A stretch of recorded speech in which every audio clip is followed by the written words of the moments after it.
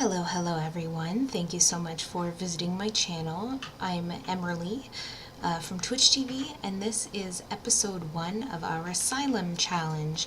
I was inspired to do the Asylum challenge. I was looking for a couple things that would help keep the game very interesting for me. So I popped onto Mod The Sims, the website, and I found this one here. There are a ton of other ones on there. I definitely recommend going to check them out. But we're going to focus on this one today. The goals of the challenge. We're going to run into those first. So number 1, first and foremost, do not die. As soon as we die, the challenge is null and finished. Rule number 2, or goal number 2, is not to have any of the other Sims die. This is going to make the challenge a lot harder for us. I'll explain a little bit more about that later. The goal of this whole entire challenge essentially is to complete our lifetime wish and to regain normal life as a free woman and start a life outside the asylum. There are many restrictions as well, a lot more restrictions than goals, unfortunately, but they're a lot of fun. So we created 7 Sims. We were supposed to do 8. I made 7. And we are only allowed to control 1 throughout the challenge. So this is our lucky lady here. I named her after myself just because. Out of our traits here, we were only allowed to pick 3. 2 had to be decided for us. We had to choose the insane trait and the loser trait, unfortunately. The rest of the other Sims as well, I will click over here. They were required to have the absent-minded trait, the hates outdoors trait, and the insane trait. They all have that. I was allowed to pick the other 2 for them. Other than that, we were allowed to pick all their favorites. We were allowed to pick their sign. We were allowed to pick their clothes, what they looked like, and everything like that. Now, a little more into the house here. So this is our asylum. I couldn't quite get it to look as creepy as I would like, but we have a little parking lot out front. We have our creepy door. We're going to head in. For this challenge, we were only allowed to place 5 sleeping spots within the house. Now this could be,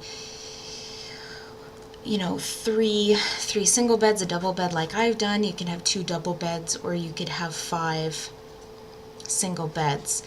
Now, as far as seating goes, you could only have enough seating for 5 as well, I believe. So what we have done is we placed a love seat, a comfy chair, and 1, 2, I guess only 2, 3, and 3 chairs. So we have 2 at the dining table and we have 1 at the computer desk. Only one of these items is allowed to be a nappable item. So there will be at any given time at least 1 Sim who will not be able to find a place to sleep. They will sleep on the floor. We are only allowed to have one toilet and 1 shower and 1 sink in the entire house. So I decided to place the sink over here, seeing as, I mean, it is good to wash your hands after you tingle, but we will use this to wash our dishes. We are only allowed to have 1 stove and 1 fridge as well, and we could either have, we had to choose between a computer or a TV, and we had to choose the cheapest option that we could find within our store. So I gave them a computer so that they could do writing skills and logic skills without having to buy all those additional items.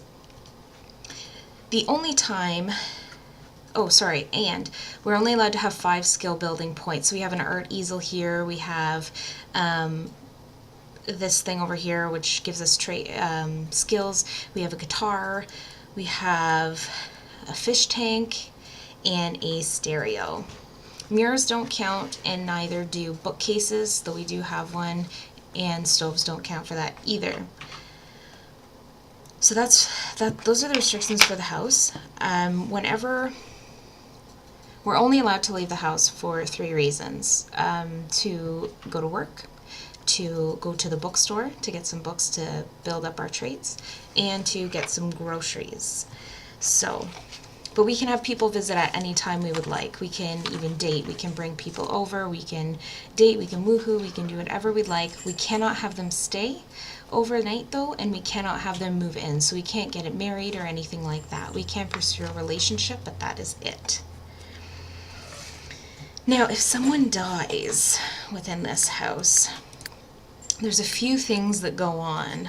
We have to leave the tombstone where they die so that the ghost will haunt the house. So we have a haunted asylum, which is a lot of fun. Also, we must delete 1 bed, so 1 sleeping area. We have to delete 1 chair or 1 seat until only 1 remains. So if we have a couple people die, it can go south really, really quickly.